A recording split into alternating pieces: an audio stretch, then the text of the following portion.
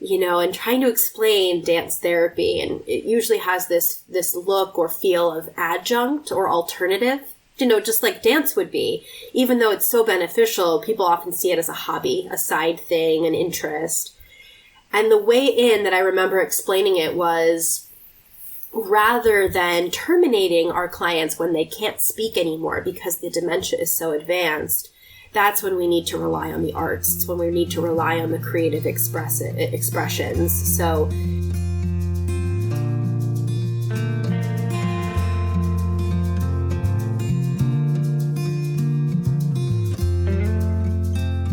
welcome to Zestful Aging, where I speak with change makers from all over the world who are contributing to the common good. Contributing to the common good in even the smallest of ways is proven to help us age with vitality and deep contentment. I'm your host, Nicole Christina, psychotherapist and fellow Zestful Ager. My goal is to share optimism about aging and introduce you to guests who will inspire you to live with zest. To find out more about the podcast, hop on over to zestfulaging.com. And while you're there, sign up for my weekly email newsletter, The Insider, where you will get behind-the-scenes looks at our guests and other fun tidbits. And if you love the podcast, I'd be grateful if you shared it with your friends. Our music is courtesy of Judy Banker, a previous guest. Find out more at judybanker.com. Our technical director is Stephen Litweiler. Well, here's a question for you. How can we support our health and the health of a loved one, especially if that person has cognitive limitations like dementia? What are some of the options that we may not be as familiar with? Today, we're going to talk about dance therapy and how it can increase quality of life and decrease depression and anxiety. Dance therapy can also have a positive effect on well-being, mood, and body image. Most of us are familiar with traditional talk therapy. A body-centered approach to psychotherapy, however, can also help validate and support an individual who is nonverbal due to sensory processing issues, dementia, or other difficulties with language. Our guest today is dance therapist Erica Hornthal. Welcome to the show, Erica. Thank you so much for having me. I'm happy to be here. I'm really excited to learn more about dance therapy because even though I'm a clinician, I can imagine some of the ways it can be helpful because there are limits, as you say, to talk therapy, but I know I have a lot more to learn. Let me first start off asking you about our mental health crisis in the U.S., and I know you're familiar with it. We have a very, very high rate of addiction.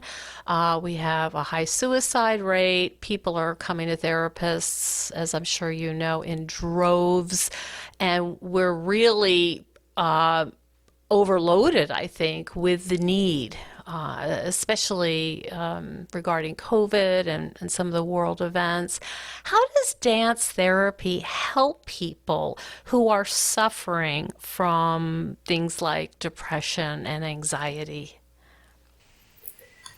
So as you're speaking, I definitely heard the word overloaded, and I think that is a key word, if you will. We are so overwhelmed, bombarded, distracted, etc. these days. And at the heart of it, oftentimes it takes us the ability to be present to sensations and movements, as small as they may be in our body, to actually conquer or start to challenge and show up in that overwhelm. Our brains and our minds specifically, I think, look for ways to continue to be comfortable.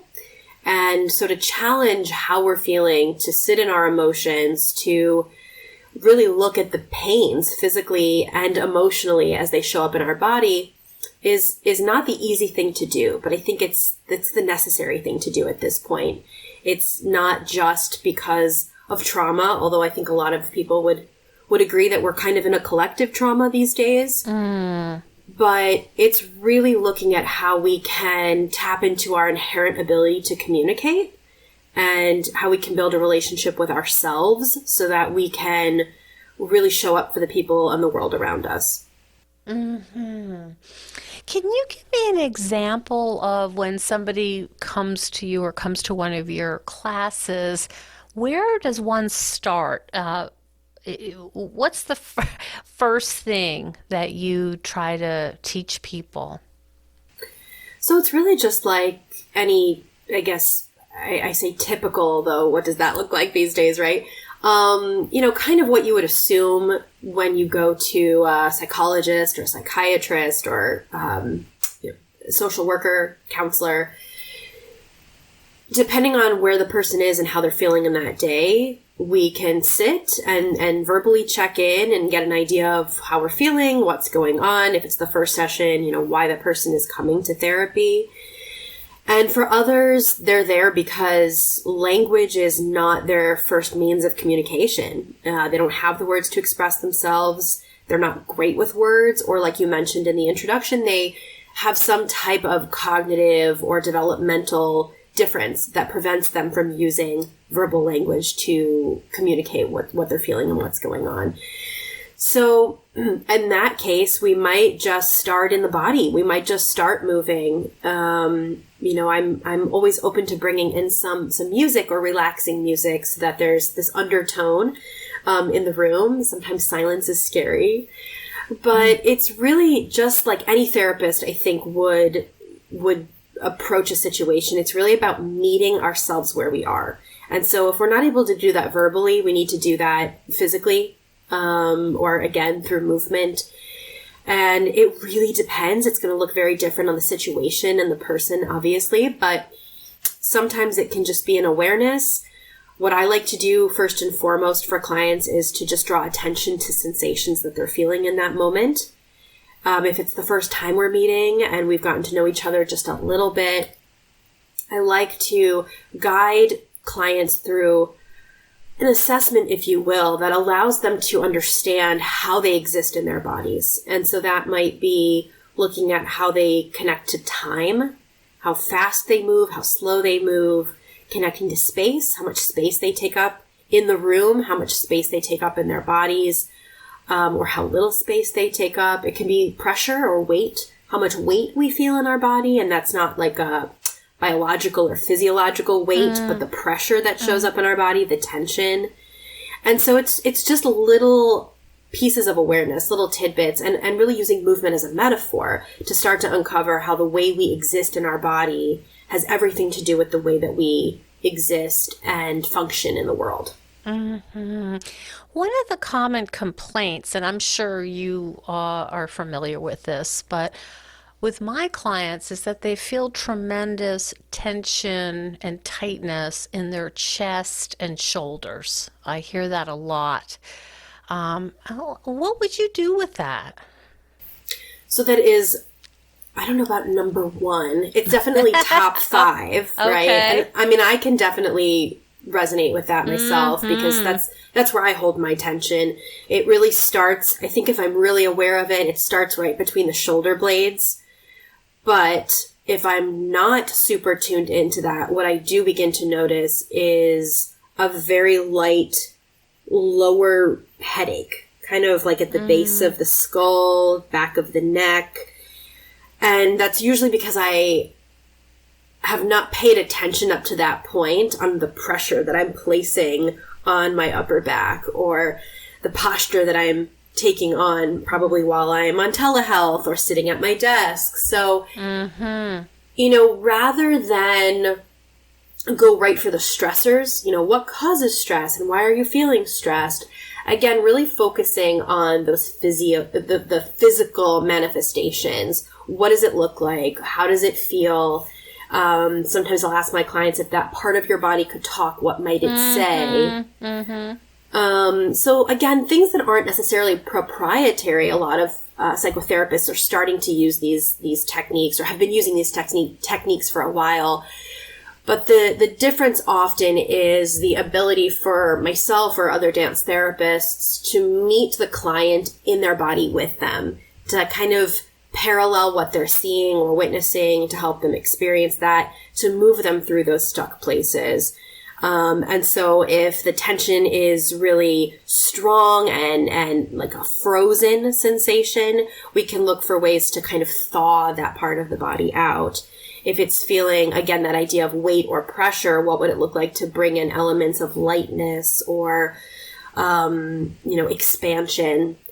So there isn't necessarily one way that it looks, but focusing on those body pieces, those body-centered felt sensations in the body is enough to get someone out of their head, which is often what's perpetuating those stuck places of tension. Do they co-create these dances with you? It's not a dance per se. We say dance is life. So the dance of life, the dance of turmoil, anger, frustration, communication, any movement that is happening is coming from the client. And that can be gestural, postural. It might be a slight change in affect on their face, how their face is expressing what they're feeling or masking what they're feeling. If there is any actual, choreography, which doesn't happen very often, but if there is some type of sequence that's happening, it's very much on the client and I'm just taking their lead. So it might be something that we try together. It might be something that I just sit back and witness and allow them to ask, what was that like? What did you notice? How did that feel? As an example, if someone's feeling stuck, and we use this movement, kind of like, let's see, give an example, wheels turning, kind of your hands circling each other, giving the client an opportunity to break the cycle. What does it look like to break the cycle? Is it myself that needs to interject, with their permission to break that cycle? Is it, permission to move outside of that cycle? So again, it's really more using movement as the metaphor to connect to what the mind is perceiving and what the body is feeling. And I can join in on that if it feels appropriate, but oftentimes for clients, it's just something they need to experience and just have witnessed. Mm-hmm. I'm wondering if there's some self-consciousness on the part of your clients who come in and they know that you do movement, but do you have to kind of work through some self-consciousness in the beginning for them to feel free enough to try some of these techniques? I feel like for the clients that come, there may be a hesitation because it feels unknown and unusual. But if there's any self-consciousness, it's really a sign of a bigger issue, right? It's not the dance piece that an individual is necessarily concerned about because there's no judgment. It's not a set skill or, as I mentioned, not choreography per se. So I think once people come in and realize that it's not a class, it's not something that they need to learn, but it's something that's already innate in them, that they are the master of this so-called dance and movement. And I always say, I don't know what it's like to be in your body. Any more than I know what it's like to be in my own. And so to just be able to create a space where they can explore that for themselves, I think that takes away a lot of whatever self-consciousness comes in that's related specifically to the movement. Because again, we're always moving. And so once the person starts to uncover that and realize, I'm already always moving and I have this movement vocabulary, I have this kind of fingerprint, if you will, of my movement signature, how I walked into the room, how I brush my teeth, how I drive, how I get dressed. It really destigmatizes that. It really takes away that it has to look like anything, which is what we're very familiar with in the world of dance, the art form of dance specifically. So again, I think the self-consciousness that comes up is judgment, period, and that's often related to why the person may be in therapy to begin with. Mm-hmm. So would somebody work with a talk therapist in addition to seeing you with movement, or is that something that you do together as a combination? Yeah, dance therapists are trained in both. So, at the heart of it, dance movement therapy is a psychotherapy that uses movement to observe and assess and intervene in the therapeutic relationship. It integrates mind, body, and spirit. Mm-hmm. So most dance therapists have the background or training, in counseling or psychology or social work. So it's not necessary, but I think it depends on the circumstance of the client themselves. So in my particular instance, I've worked with individuals who may come in with a concern, or maybe they already have a diagnosis, and maybe it's not a diagnosis or a set of symptoms that I feel like I have mastery. Well, that's not even the right word, that I have expertise over. So, I might say, I'm happy to work with you in this way. I'm happy to support you. What does your team look like? Do you have a psychiatrist that you're currently working with? Do you also have a psychologist? Or they might have a talk therapist that they've been working with that they feel like they have a really wonderful partnership with. And I'm not coming in to dismantle that. I think the more support we have, the better. And if we can find a way to provide or create more awareness around movement. Sometimes it's a way that a client can process deeper what is happening in talk therapy. But I've certainly, bulk of my clients, the only psychotherapy that they do is with me. Mm-hmm. And there has been a lot of reporting of feeling like it gets to the root of the problem or the concern faster, because the mind is often kind of talking around things, or verbally we may avoid things, and when the body speaks, it goes right to the truth. It really can't hide anything. Right. I can totally understand that yeah. Our mind, it has its flaws and its patterns and its way of convincing us otherwise, but the body really does tell the truth, speak the truth. Yeah, and with regard to, dementia, or, you had mentioned earlier kind of cognitive differences or deficits, I think it's really where we need to go, because when those higher, top-down structures are breaking down, we really need to be able to go back into those bottom-up structures, the things that, developed in the womb, the things that we were born with, and go back to those very basic means of expression. But when we've lived a life, 60, 70 plus years verbally expressing ourselves, it feels like a loss. We kind of have to grieve that we can't speak our needs, that we have to go back and rely on what has been there the whole time. Mm-hmm. Talk a little bit about your work with, let's say, for example, dementia patients. So what does that look like? So that's really the population, I guess, group of people, set of symptoms, if you will, that I connected with immediately. It's where I did my internships. It's where I worked for the first 5 or 6 years of my career. And I think for me, on a personal level, it felt very inviting, because one, I didn't have to come up with a million things and think really, really quickly if certain interventions didn't work. It was so different for me than working with children, let's say, where it was like jumping from one thing to the next and always having a big tool of tricks and tips in my back pocket. When I worked with older adults, I felt all the wisdom that was already there, and almost felt like I could take my time really figuring out, almost like a detective, looking for the signs and the clues, and then piecing together what was going to be the way to get some of the information out, or to find that person, to get to the source of their joy, their discomfort, their pain, their anguish, their excitements, everything. And so it looked a little different at first. I was mostly working with groups, and because there was not just a hesitancy, but also we're working with counter to what culture says. We're not necessarily encouraged to meet people in their bodies, especially as we get older. We're taught that our bodies break down, that Once we get to a certain age, it's all, quote, downhill from there. Mm-hmm. And so meeting a bunch of people in their 90s, and I have had many clients in their hundreds, mm-hmm. In a culture that says we're not really supposed to move. I don't move anymore. I can't dance. I can't move.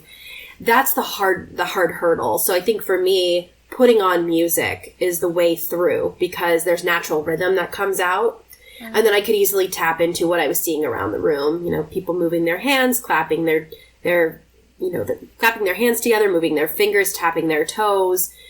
And ultimately we start kind of a body warm up, just calling out what I see, noticing the movement around the room. And we get what in dance therapy circles is called rhythmic group activity. So similar rhythms, similar movements are happening around the room. And it creates this camaraderie. It creates this inclusive, universal like a bond. Energy. Yeah, absolutely.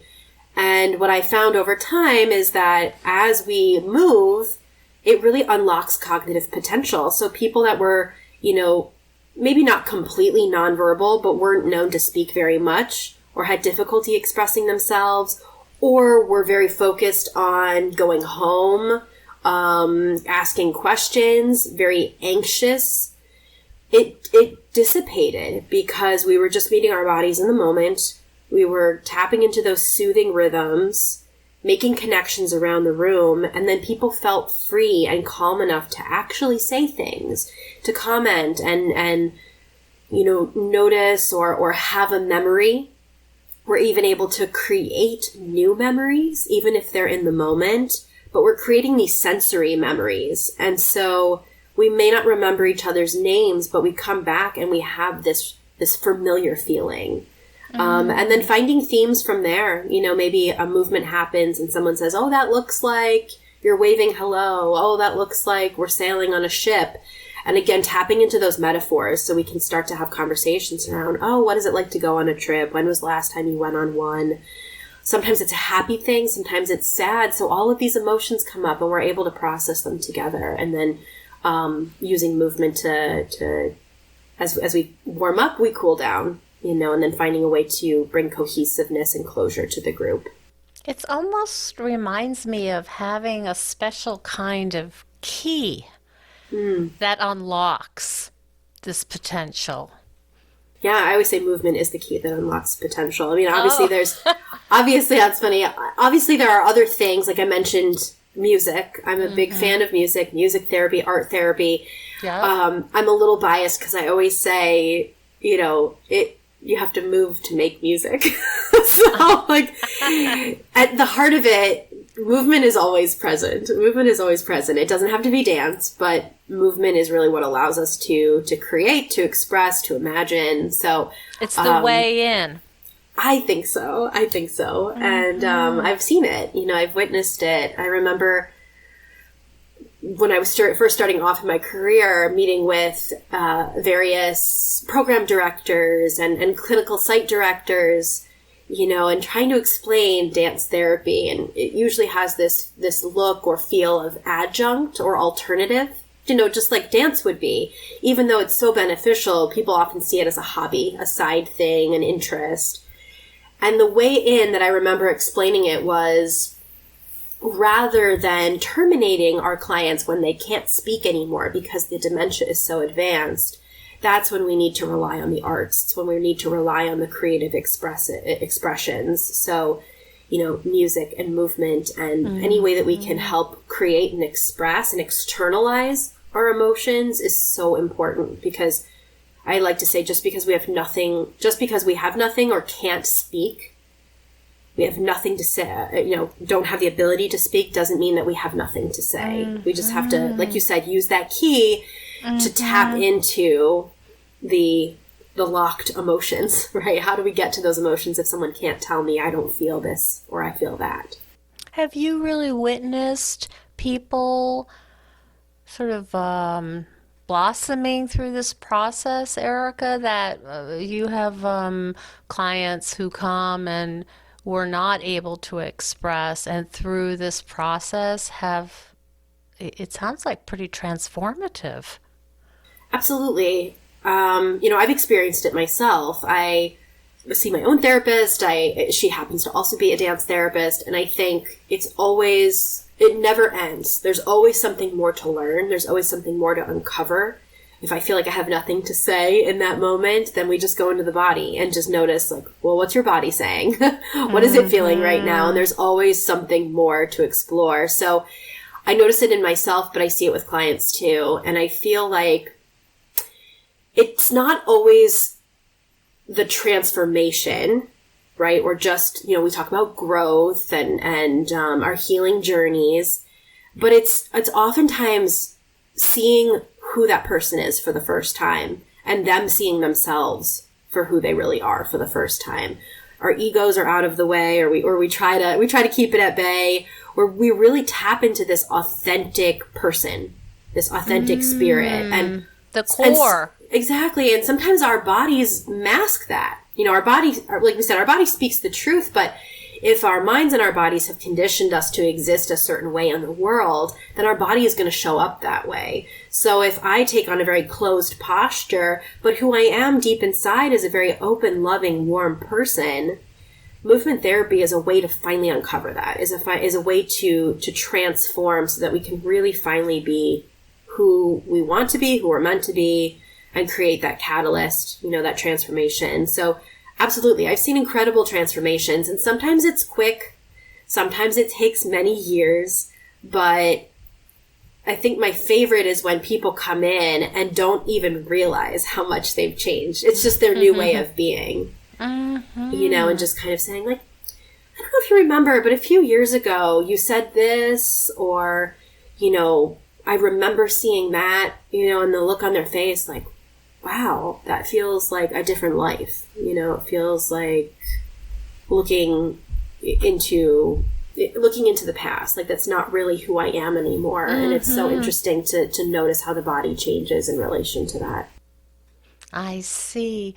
For our listeners who are intrigued by this, what would the first steps be if one was interested and curious about movement therapy, short of, contacting you, going on your website and all that? Like, what are the kinds of things you might suggest for someone who's just becoming curious about how their body may have something to say? So I look for a couple of things, or I invite people to look for a couple of things. One, it can be, again, that idea of it's really hard for me to talk about my feelings, but I'm feeling a lot. And just because I can't express how I feel doesn't mean that I don't have anything important to say. So if you have a difficult time with words, and again, could be cognitively or just because you're not that expressive in that way, we all express ourselves differently, then, movement therapy might be something that would be worth looking into. I think also, again, if there are cognitive deficits or cognitive differences, movement differences, that's a wonderful way to help support mental health.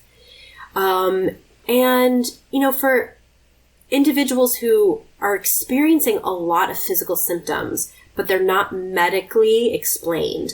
So, it's one thing if we have arthritis, it's one thing if we have, degenerating discs, or are recovering from, let's say hip or knee surgeries. Those are real physical manifestations, real problems.